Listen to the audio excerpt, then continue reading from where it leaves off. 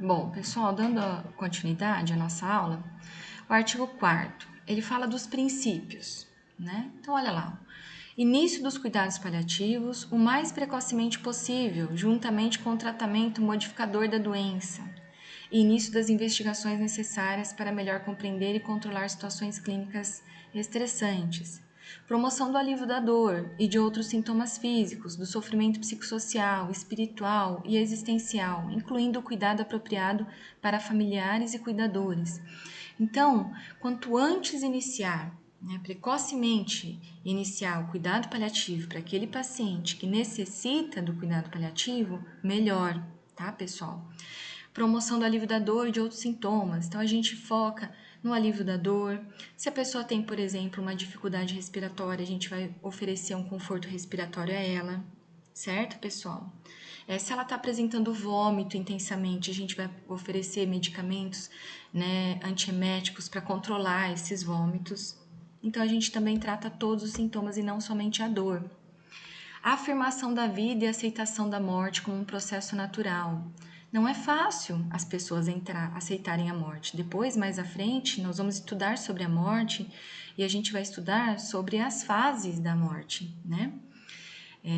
Então, não é fácil tanto para o cliente, a pessoa doente, quanto para os familiares. Aceitação da evolução natural da doença, não acelerando nem retardando a morte e repudiando as futilidades diagnósticas e terapêuticas. Ou seja, nós não temos o direito de acelerar a morte de ninguém. Nós não temos o direito de julgar se aquele paciente já está na hora dele morrer ou não, tá? Então, a gente não pode nem acelerar e nem retardar. A gente tem que deixar o curso correr naturalmente. Promoção da qualidade de vida por meio da melhoria do curso da doença. Então, a gente vai aplicar todos os tratamentos da sintomatologia, para que ele tenha, durante a sua doença e durante o seu período de vida, o controle desses desconfortos causados pela doença. Integração dos aspectos psicológicos e espirituais no cuidado ao paciente, oferecimento de um sistema de suporte que permita ao paciente viver o mais autônomo e ativo possível até o momento da sua morte. Não é para a gente jogar esse paciente num canto, ele está em cuidados paliativos, vai morrer mesmo, deixa ele lá. Não, pessoal, a gente tem que oferecer todo o suporte que permita a ele se sentir útil, né? Desenvolver aquilo que ele já tinha o hábito de desenvolver, mas dentro das condições possíveis para ele. Oferecimento de um sistema de apoio para auxiliar a família a lidar com a doença do paciente e o luto. Então, aqui entra o suporte psicológico, né? A equipe de psicologia do hospital, por exemplo, do SUS, da rede do SUS, para ajudar na aceitação dessa família e depois em como lidar com a perda do ente querido. Trabalho em equipe multiprofissional e interdisciplinar para abordar as necessidades do paciente e de seus familiares, incluindo o acolhimento de luto. Então, aqui, multidisciplinar, interdisciplinar. Esse paciente, ele vai ter que ter o controle da dor, né? Mas ele também vai ter que ter uma dieta específica, certo? Ele também vai ter que ter um cuidado com a sua musculatura. Então, aqui entra toda a equipe multiprofissional, interdisciplinar, tá? E a gente não pode esquecer da questão do luto, certo? Do paciente e dos familiares, desculpa, que é uma questão muito, muito trabalhosa e delicada no ambiente de cuidados paliativos. Comunicação sensível e empática, com respeito à verdade e à honestidade em todas as questões que envolvem pacientes, familiares e profissionais. Nós não podemos esconder os fatos, né? O profissional da saúde ele tem que ser claro, porém ele tem que ter humanização, ele tem que ser sensível, ele não pode chegar e falar, olha, seu pai vai morrer mesmo, tá? Não tem mais jeito. Não é assim. A gente tem que pensar que aquele paciente doente tem uma pessoa, um familiar que ama ele, que está sofrendo junto com ele.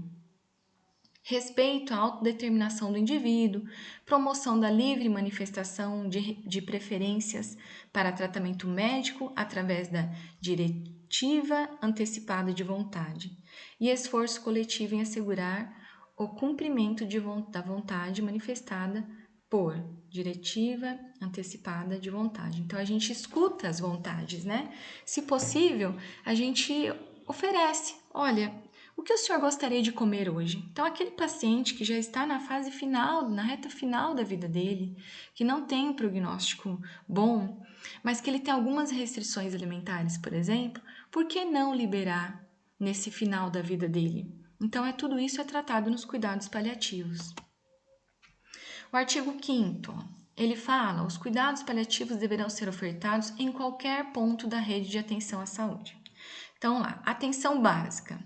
Ordenadora da rede e coordenadora do cuidado será responsável por acompanhar os usuários com doenças ameaçadoras de vida em seu território, prevalecendo o cuidado longitudinal ofertado pelas equipes de atenção básica, conjuntamente com o núcleo ampliado de saúde da família, com a retaguarda dos demais pontos da rede de atenção sempre que necessário. Então, a atenção básica é a porta de entrada. Então, ela está ali, né?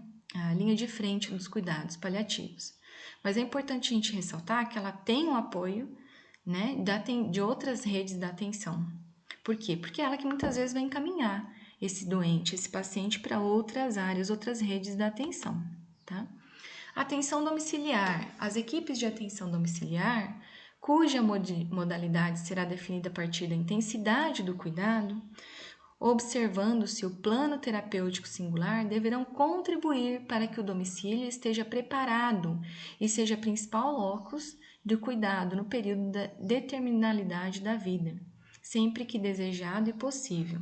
Será indicada para a pessoa que necessitarem de cuidados paliativos em situação de restrição ao leito ou ao domicílio, sempre que esta for considerada a oferta de cuidado mais oportuna. Então, foi como eu falei lá no início da nossa aula, né? Atenção domiciliar é aquela atenção dada naquele paciente que não tem condições de ir até a rede de saúde. Mas a gente também tem que assegurar que lá em domicílio ele tenha condições de receber todo o suporte necessário para os cuidados paliativos.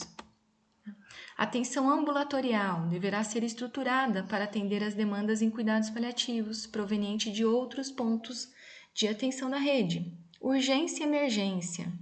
Os serviços prestarão cuidados no alívio de sintomas agudizados, focados no conforto e na dignidade da pessoa, de acordo com as melhores práticas e evidências disponíveis. Então, a gente vai sempre preservar e preconizar a melhoria da qualidade de vida. A atenção hospitalar é voltada para o controle de sintomas que não sejam passíveis de controle em outro nível, ou seja, aquele paciente que precisa, por exemplo, de um oxigênio, de uma hidratação, né? Uma medicação que tem que ser via endovenosa, por exemplo. Eu vou parar nesse slide, vou dividir essa aula e a gente continua daqui a pouco.